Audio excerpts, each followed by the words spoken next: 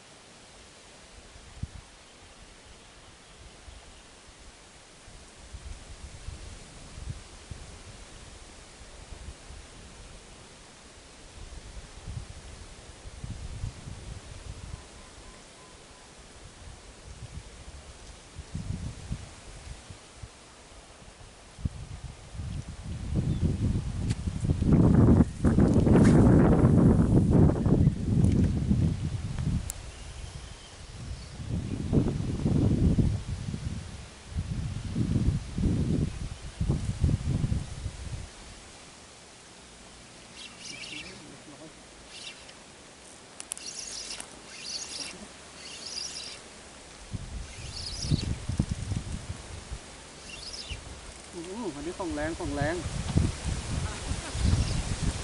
กินแล้วเกี่ยวอะเนี่ยไม่สู้เลย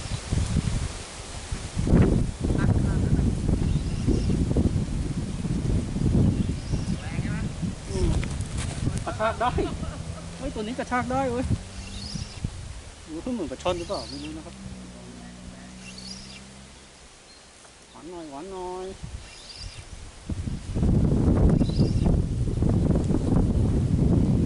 อุ้ยโดนเหรอวะใช่ป่ะ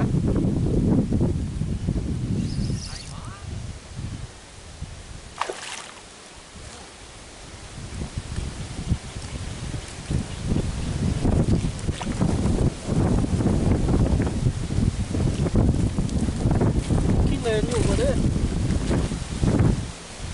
โอ้โหในที่สุดเราก็เจอมัน ไอ้จอนหมายนี้เจอตัวใหญ่แล้วนะครับนี่ครับไซส์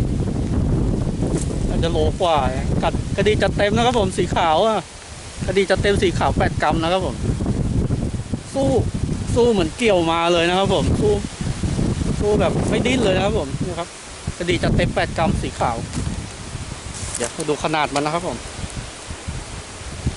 อือหือ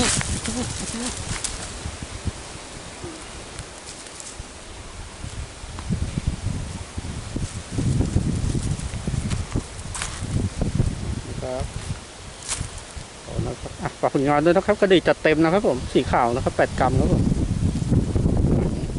สุดยอดมากๆครับไอซ่าน้ำนะครับผม